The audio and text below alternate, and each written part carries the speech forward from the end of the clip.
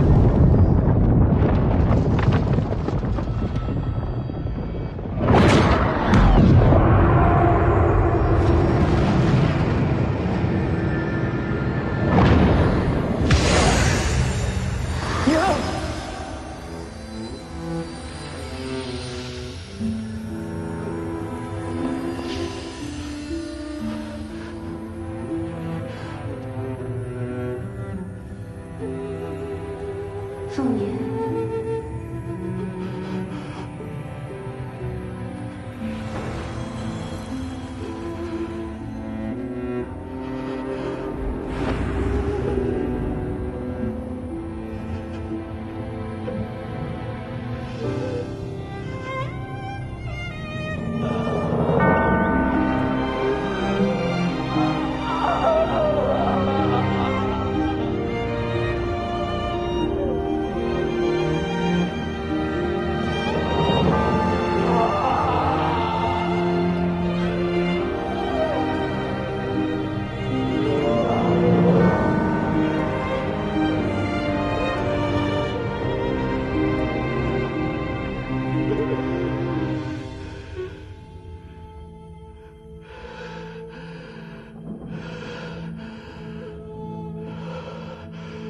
天门者，则可凌驾众生。可我偏偏不服，不服天道能定人生，不服命运无法抗争，不服人无法胜天，不服天人便是仙神。我有我手中剑展开天门，就算古今神魔皆临凡尘，我李淳罡皆以一剑斩之。斩去天命，斩去枷锁。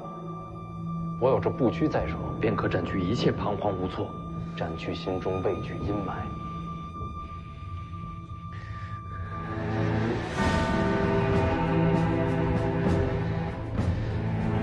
取你的天道！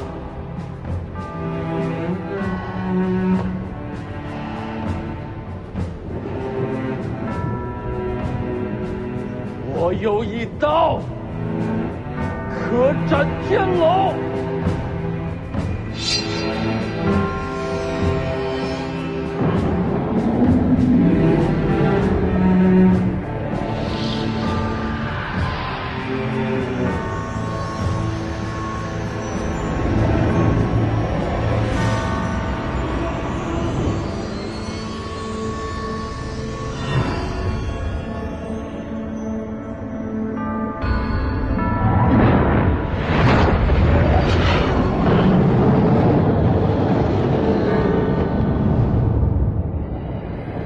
我有一刀，可斩天人。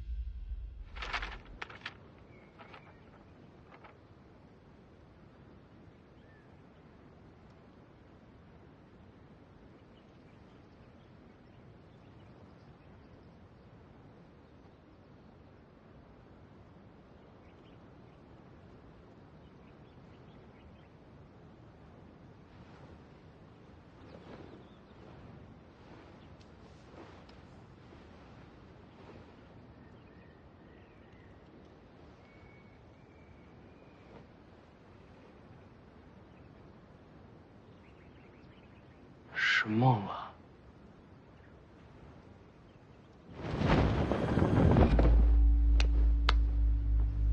没想到吧？喂，还不叫人救你？你受伤了？在悬崖上跟人打了一架，问题不大。悬崖上人很多。嗯，多，都是来杀你的。你挺抢手啊。打伤你的人呢？下去了。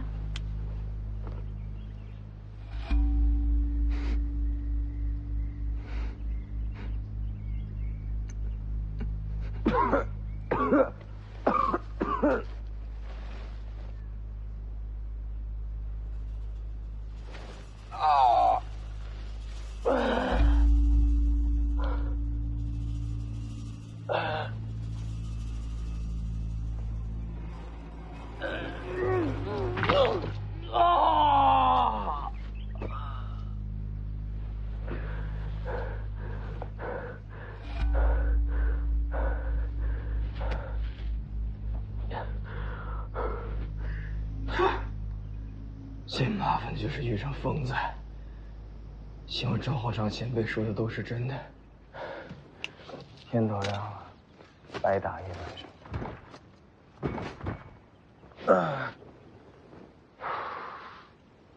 走，吃早饭去。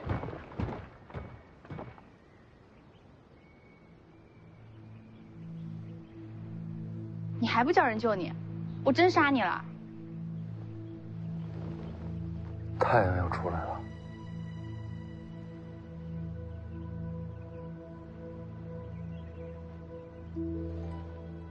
再过一会儿，会很好看。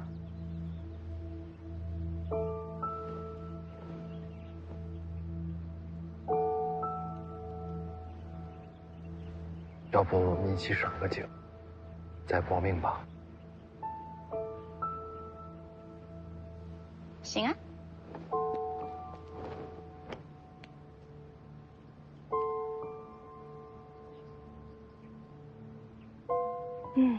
是很好看。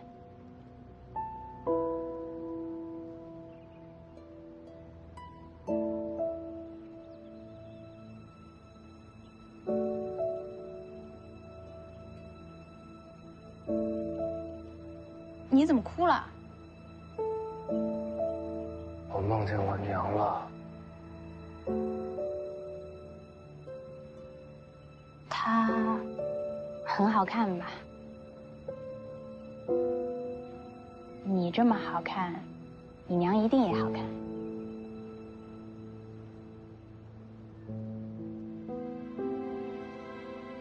这么多年，其实我一直不相信她已经走了。我一直觉得她活在我心里。其实是我在骗我自己。为什么这么说？他在梦里跟我告别了，他走了，早就走了。只是我到现在才承认这一点。你在梦里跟他告别了吗？没来得及。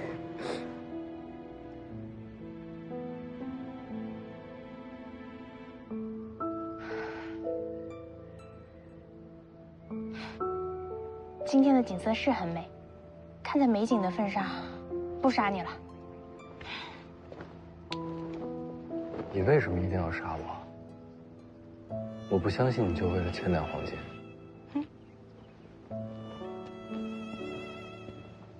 再见。来得及的。你说什么？说再见啊！只要你说出口，想听的人就一定会听见。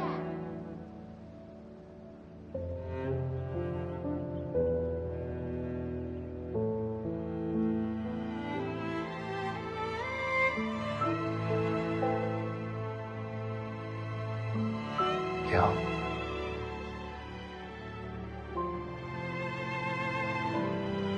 走啊！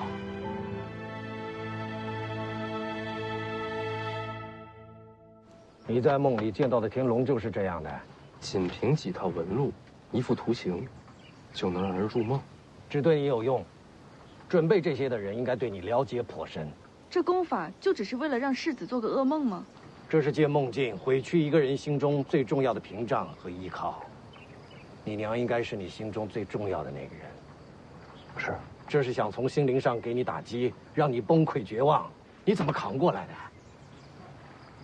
我把他们斩了。要不是前辈告诉我一剑开天门，我恐怕斩不出这一刀。不是每个人都能斩出这一刀的。扛过这一关，以后这类型的功法将无法再影响你了。可是，这个东西到底是谁送过来的呢？不管是谁送的，他还会再来。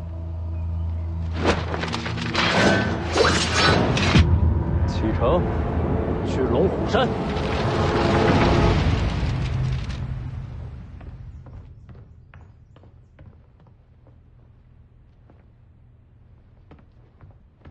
陛下召你进宫。哎呦，陛下召你进宫。我再睡会儿。哎呦，哎呦，哎呀，他这时候召我进什么宫啊？扬州急报，你儿子在阳城遇到曹长青了。天下前三。哈哈，你儿子的侍女是西楚公主，这事儿你知道吧？知道。知道你还把西楚公主养在府里，让公主当侍女，这才显得咱北凉霸气。曹长青认出了西楚公主，对你儿子出手了。哎呀，那不是还有这个李纯刚呢吗？李纯刚和曹长青交手一招，未分胜负。临走的时候传下话，要重回蜀地。你家那侍女将是女王，让女王当侍女，这回她威风大了。还威风呢。从各方面查证来看，那个叫江泥的从小就尝试要刺杀徐凤年，看来仇深似海呀。哎，我儿子呀，命里有桃花劫，女人都恨他。你想明白了没有？新一代楚国女王要杀徐凤年。哎呀，这回我终于可以睡一个踏实觉喽。哎呀，你还真睡啊，徐骁！哎呦，别嚷嚷，来来来，一块跟我个儿躺会儿，躺会儿啊！哎呦。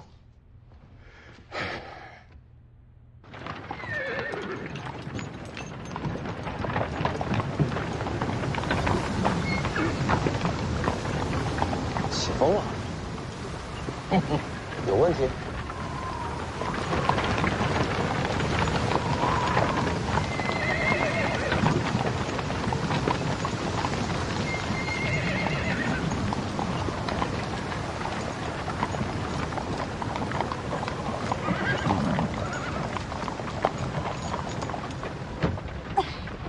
江泥，小声些。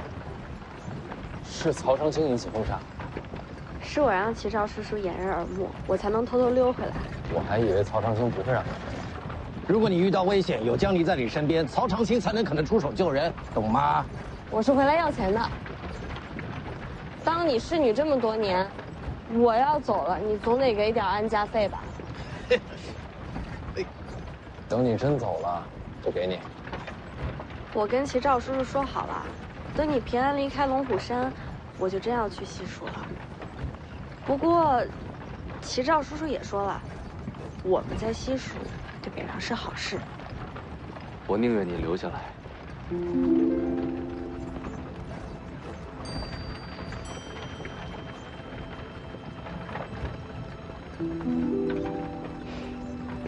留下来被你使唤吗？好啦，你留意着点，除了身边最信任的人，你可别让别人知道我又回来了。于有为呢？他在齐少叔叔身边，齐少叔叔说，要把西楚各路义士都给他交代清楚，以后他就是我的直属女官了。殿下没被发现吧？如果杀了徐凤年会怎么样？好好的，为什么要杀徐凤年？公主要走自己的路，就不能有情感羁绊。孤家寡人，才能成帝王之业。胡扯！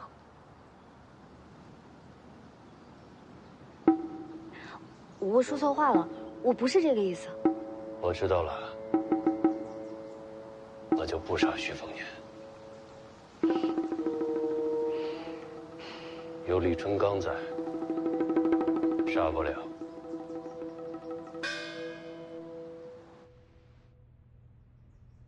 许霞，此时陛下让你进宫，你儿子世袭罔替的事儿，他就有结果了。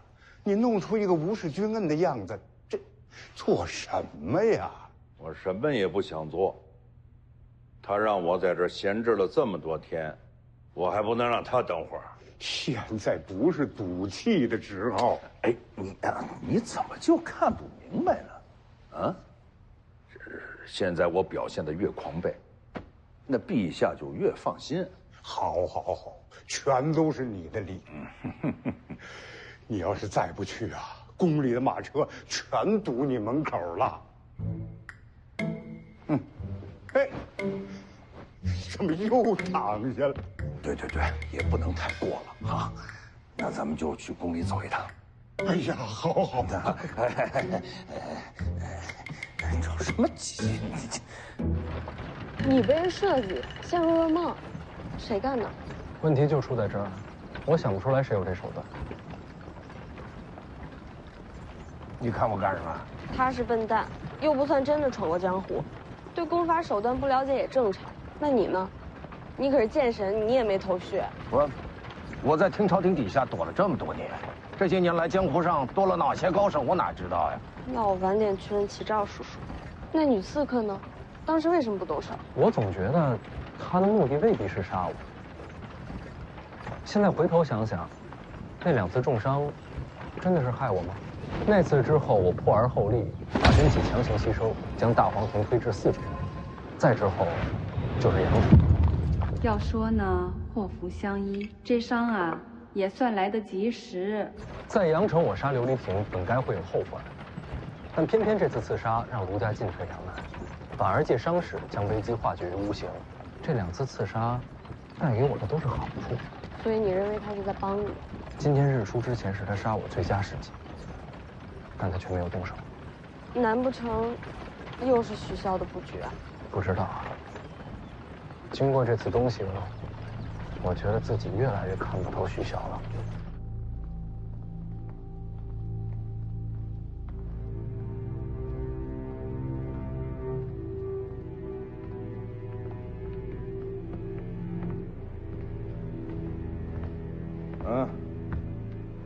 这张宰辅来得早啊。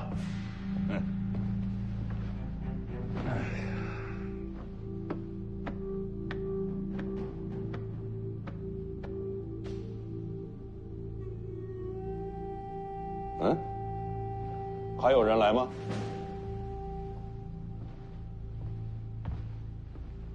陛下还招了大将军顾建堂入宫，无奈顾将军旧伤复发，今日来不了了。哼哼，这胆小如鼠之人自然不敢来见我啊。春秋国战，4大名将顾建堂与上柱国齐名。黎阳一统后，上柱国盘踞北凉，画地为王，而顾建堂抛下布局，孤身入京，为天下事，静心激励。蜀中蜀间，天下人自有公论。自然是顾建堂这阴损之祸，才是最终。所以，顾建堂或许才是接手北凉的最好人选。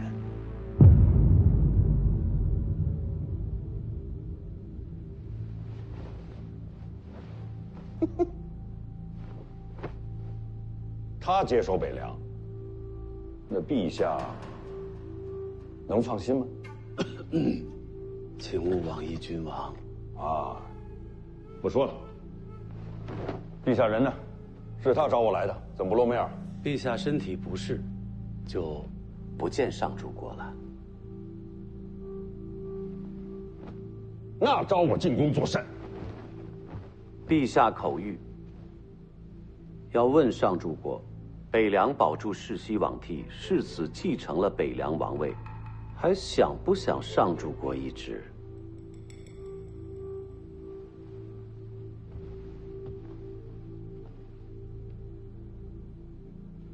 买卖嘛，有得有失，啊，哈哈，我懂。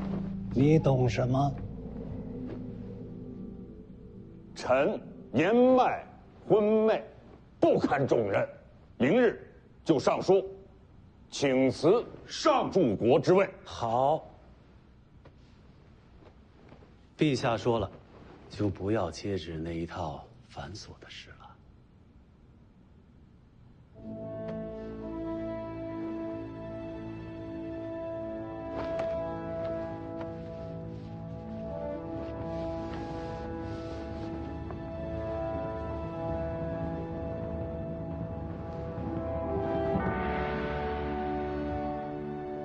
王爷既然请辞上柱国，那北凉王位自然该世袭罔替。下一任北凉旗还是姓徐。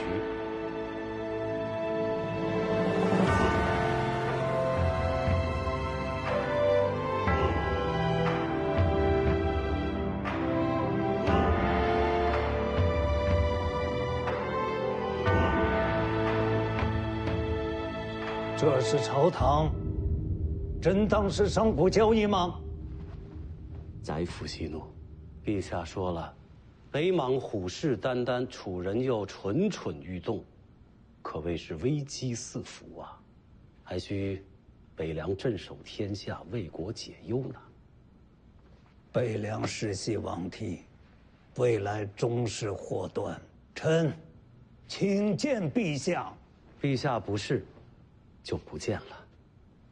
还有啊，陛下说了，今日之事特地请张宰辅做个见证，日后朝堂之上，希望不要有人对此事妄加评论。悠悠众口，堵得住吗？旁人堵不住，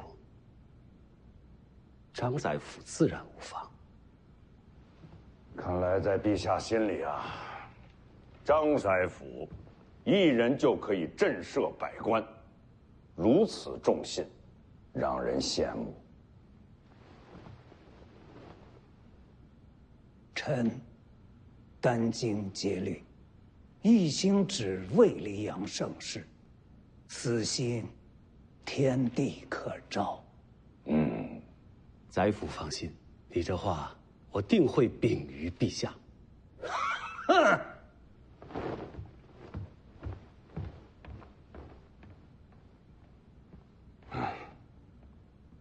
韩胜轩，今后北凉还是姓徐，你怎么想啊？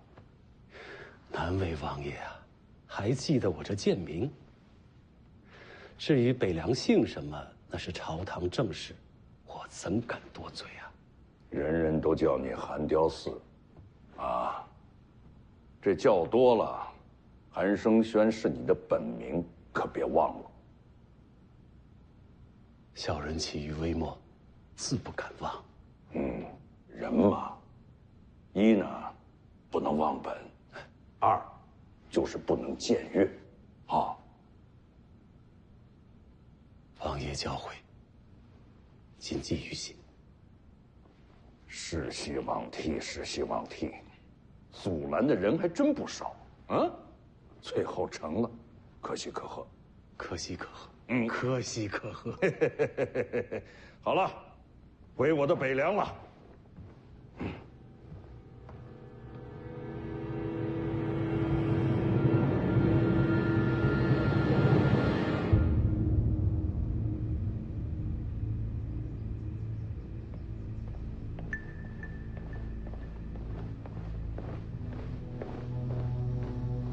陛下果然把世袭罔替给了徐骁。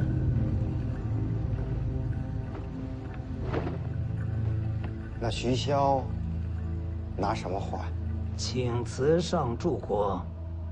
上柱国一职虽然荣耀，却无实权。西楚正闹得欢，陛下自然希望北凉安稳。可这是养虎为患呐。顾建堂呢？他没有说话。顾建堂也称病不出。难道顾建堂打算一辈子就留在京城吗？陛下应该会把上柱国给他。陛下不愿意放顾建堂出京城，也是怕鱼入深海。那我们就眼睁睁地看着徐家世世代代统领北凉吗？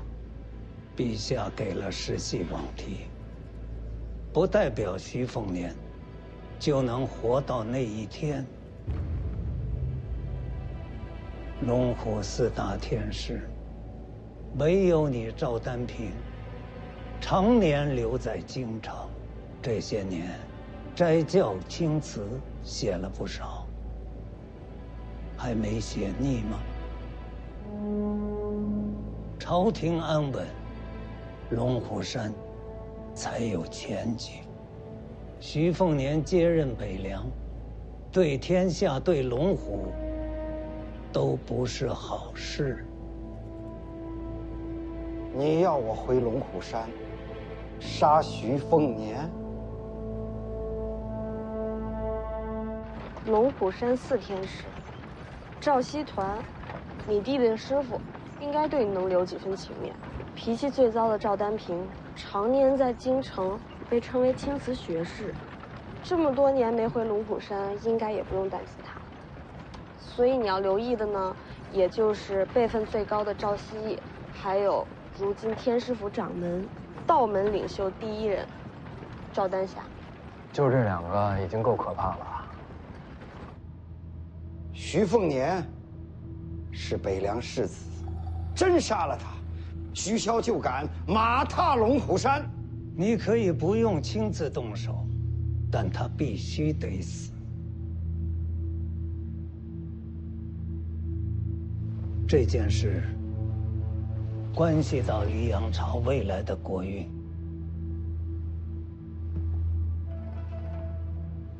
你们龙虎山既然承受了朝堂的好处，那就该为国尽忠。啊，对了，除了徐凤年，还有1人要杀。还有谁？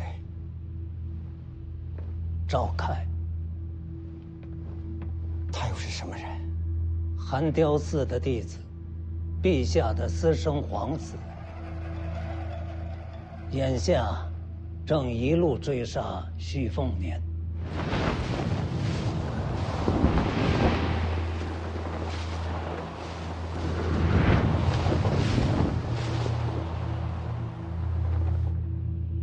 私生皇子。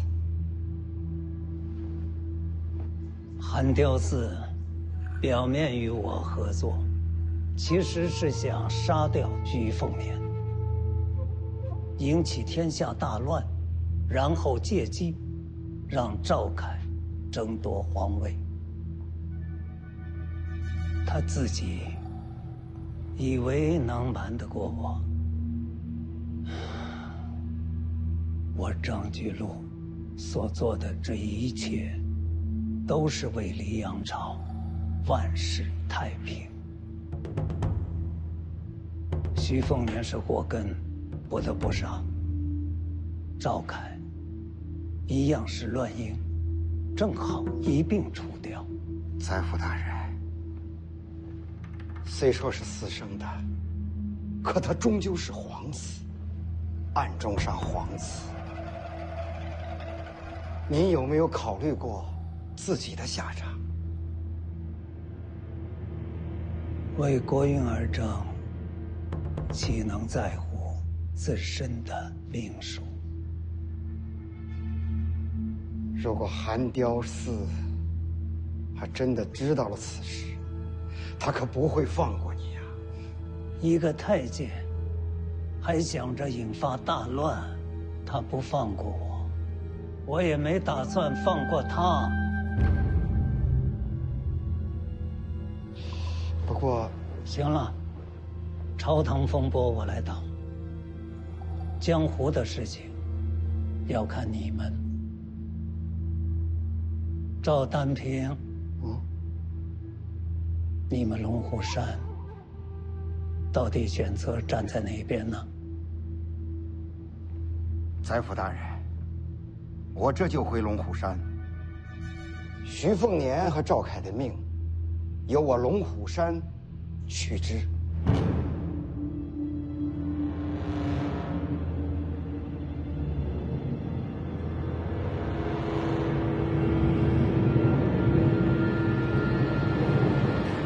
嗯。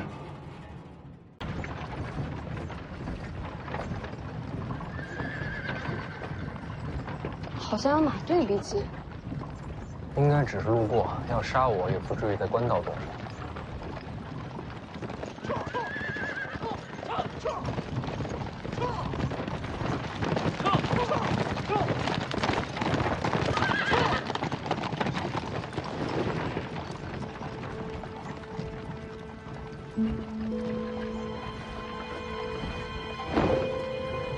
干嘛？那女的你认识？轩辕清风。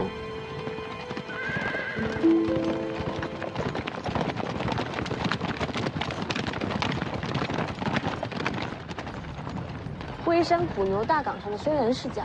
就是江东轩辕。你也知道？当然知道了。轩辕世家有着数百年的基业，天下江流水运皆在轩辕门下。轩辕家还有个老怪物轩辕大盘，已是天象境。金刚指玄天象，那不是跟王仙芝一个境界了？轩辕清风，那不是轩辕家嫡长孙轩辕敬城独女吗？你怕他？怕是不怕的。那你躲什么？也就是之前3年游历的时候，跟老黄遇见过他。你把他怎么了？这不当时还有个温华嘛，他就是看见轩辕清风长得不错，夸了2句。怎么夸的？也就是什么魂部形状啊，利于生养啊。温华说的。然后这轩辕清风他不讲道理啊，他追着我们打，就这么点小误会。江湖儿女嘛，应该大气些啊。人家没杀你就够大气的。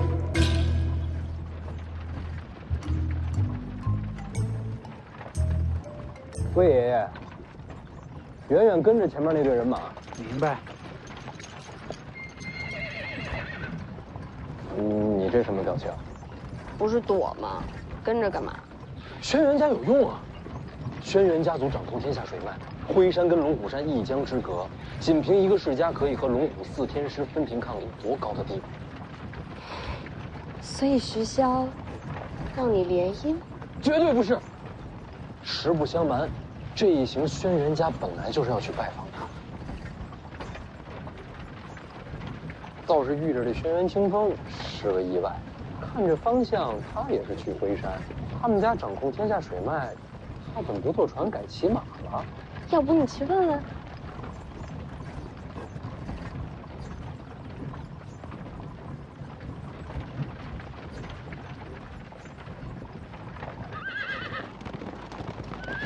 轩辕清风，听说他和他爹势不两立，这一脉顺下去，或许有好处。算了，还是先杀小舅子要紧。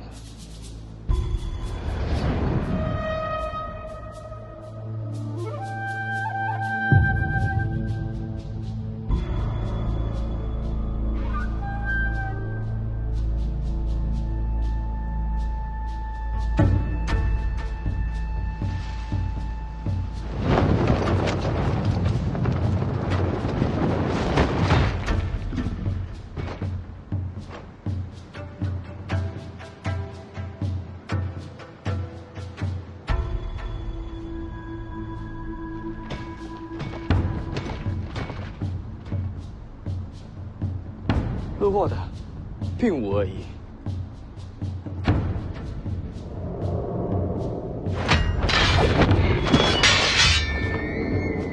杀气还挺重，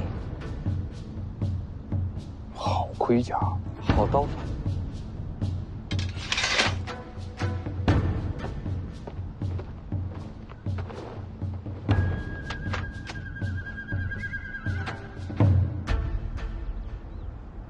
不打了，能麻烦问一句，为什么要动刀？我们认识吗？刚睡醒，脾气躁。这会儿呢？杀不掉，睡觉。阁下贵姓？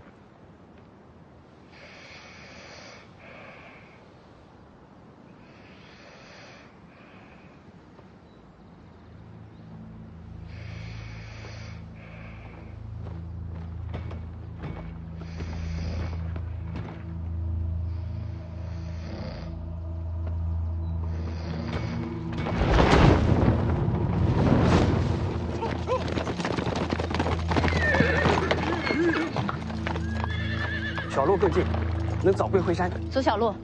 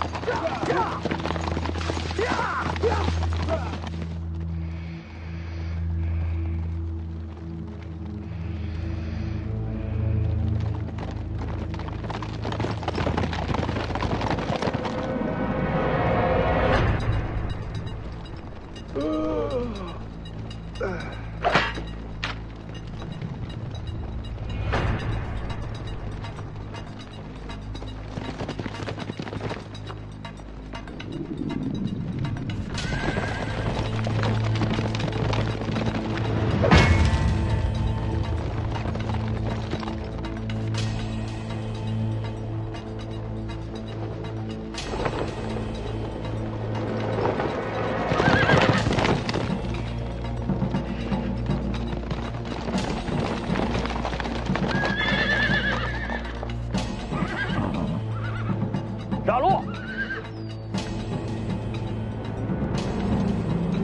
上，驾！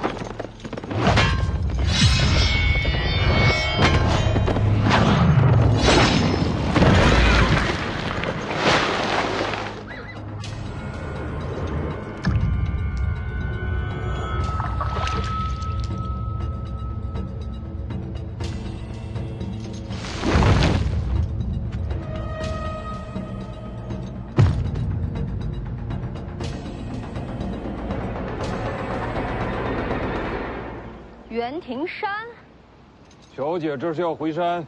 回山又怎样？还是别回了。你只是我轩辕家的门客，敢拦我的路？我也是听令行事。听谁的令？老祖与古牛将大雪平亲传调令要我回山，轩辕家谁敢违命？你说呢？我爹让你来的。我若非要回去呢？回不去的。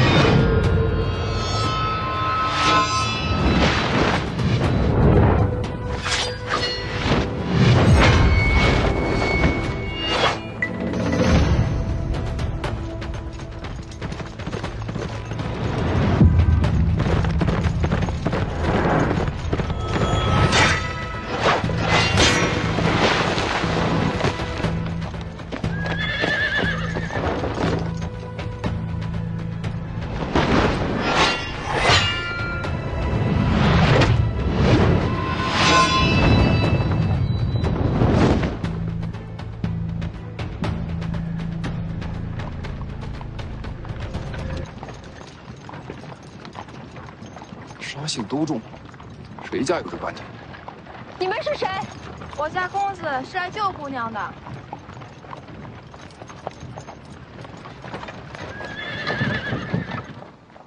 阁下是谁？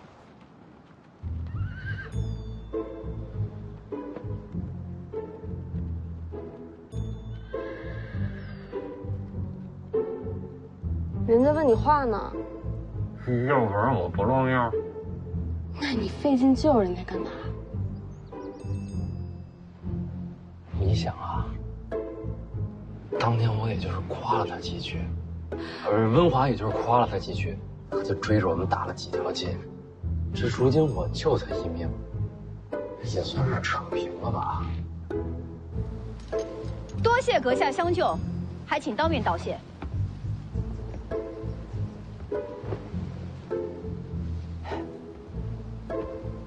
是你？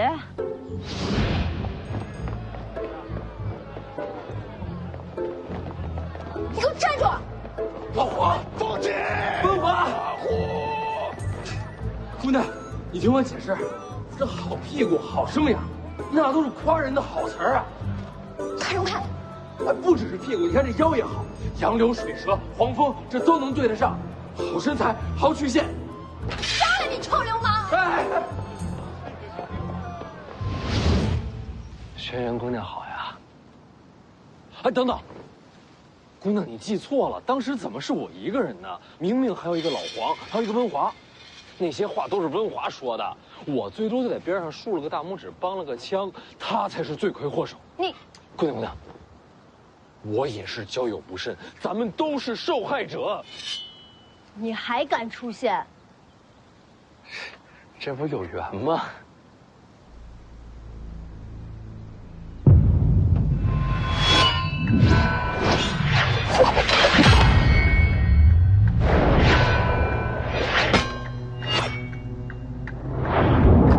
后会有期。蜀修。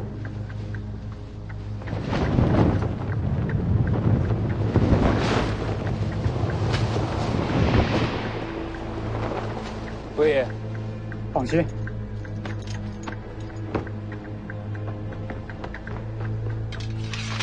他逃不掉的。你到底是谁？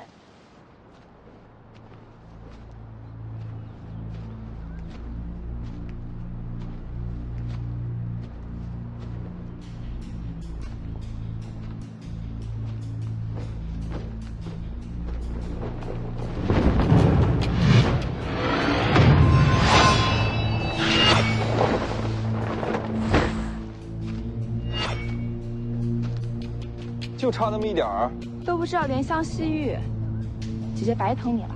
那要不我来心疼心疼姐姐？小嘴真甜。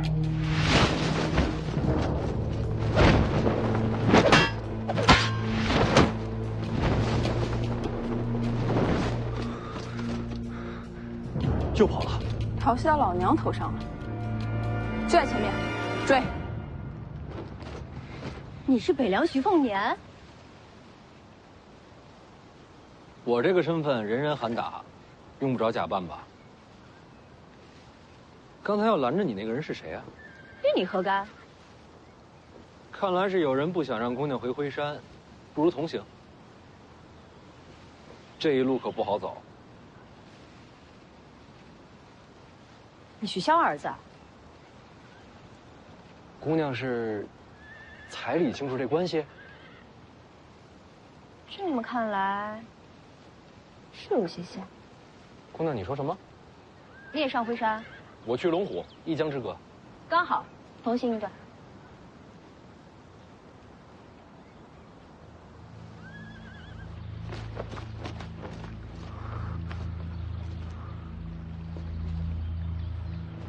哪儿去了？过河了。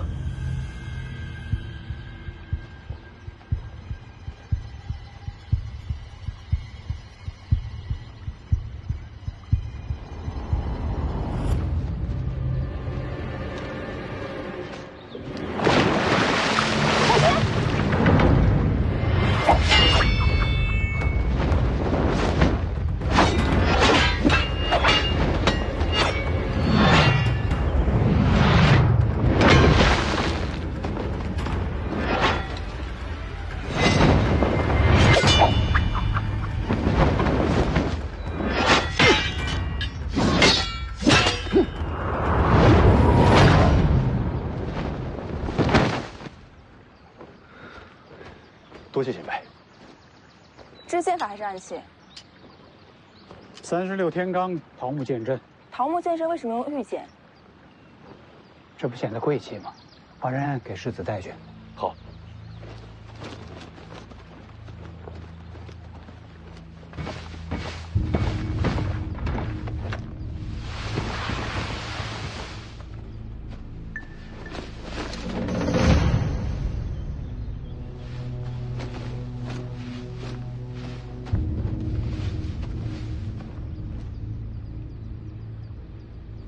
不可能啊！我这权力一掌，就算不死，也不可能这么悄无声息的逃走。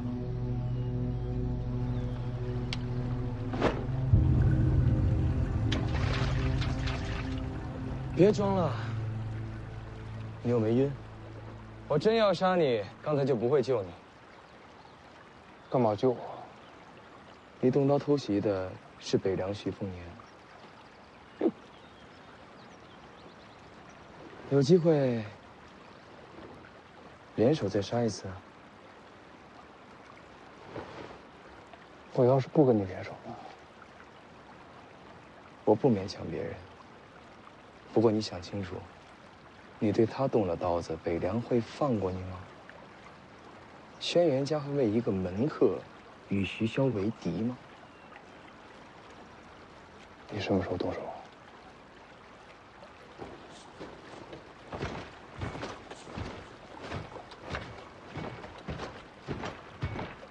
下次见面再聊。希望你能活到那时候。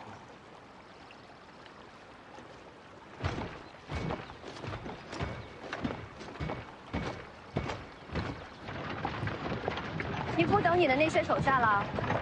他们赶得上来。姑娘这么着急回灰山，是有要事在身？算是。拦你那人是谁？袁庭山，我家门客。门客拦主人？应该是我爹让他拦的。你还想知道什么？轩辕家的大事儿，会不会不方便让我知道？会。当我没事。北凉的蛇想伸进灰山？喝水不？不用。像是见光顾着生气了。你仔细看你的面容。有什么可看的？你这面容，我娘应该喜欢。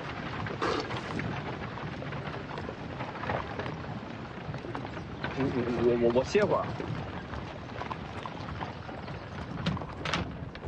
你说他是不是心智有问题？徐凤年，说真的，你是不是还见过他娘？真没有。咱们说正事儿。前辈，你知不知道轩辕家那位老祖？啊，灰山古牛将大雪平上，轩辕大盘，和我斗过剑呢，还活着呢。谁赢了？我只输过王献之啊。哎，你刚说了轩辕大盘什么境界？天象境。怎么跟我一样啊？那不是很强？境界有什么用？能打才行。小子，你想动灰山呢？轩辕家掌控天下水路，用处大得很。怎么收服？要不娶了外头那丫头？我徐凤年绝不卖身。他和他爹怎么回事？据说轩辕清风和他爹关系极差，所以常年不回灰山。他和他爹为什么关系差？他爹轩辕敬城是轩辕家嫡长孙，按理来说，应该由他执掌家业。可是现在整个灰山上下，没人把他放在眼里。为什么？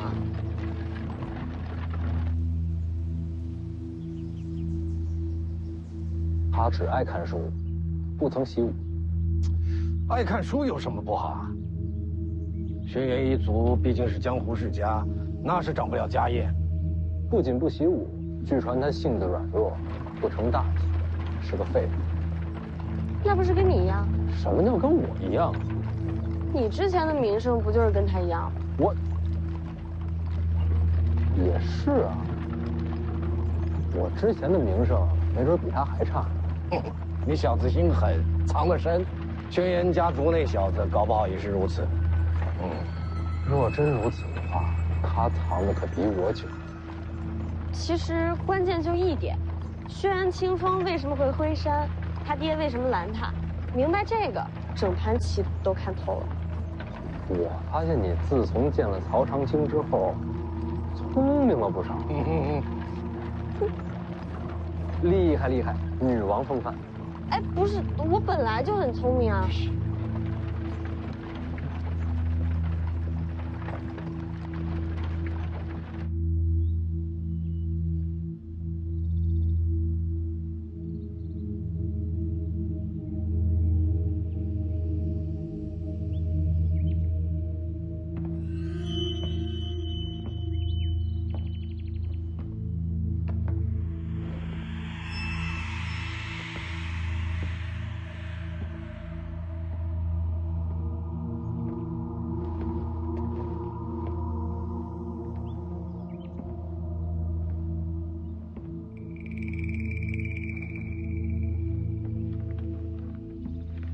大哥天天读书，读出什么来了？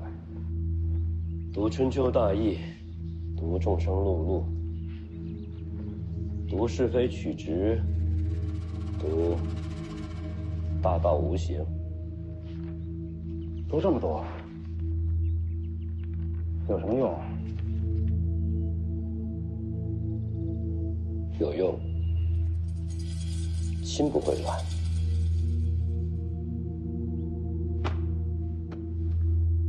心不会乱。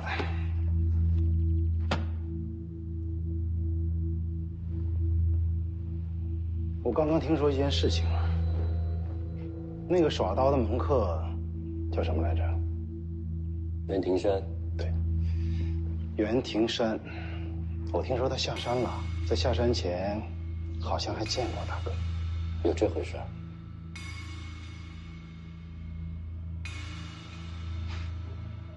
怎么，小兰清风回家啊？大哥，老祖宗选了你家女儿入大雪坪问鼎阁，接受武学的传承，这是何等的造化！你派人去拦，读书读糊涂了，大哥。做父亲的，总得做些什么吧。回山的路这么多，一个袁庭山，怎么拦人啊？就这么巧就能碰上？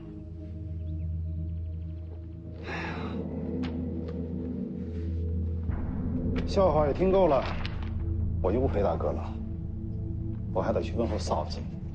对了，嫂子养的鱼不错，你去看了没？哎呦，对不住，我给忘了，整座灰山人人都能进嫂子的住处，唯独大哥你不能进。读书有用，心不会乱。那你慢慢读。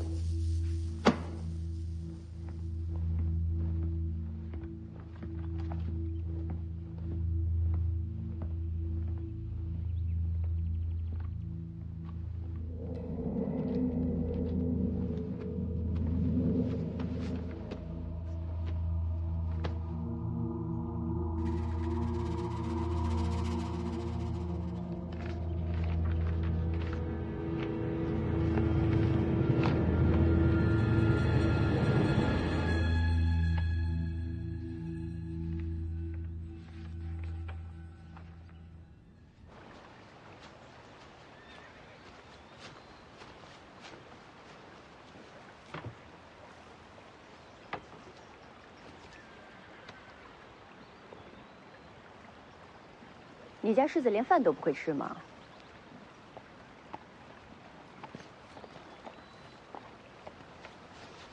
他们回来了。世子，别抓住，这家伙滑溜得很。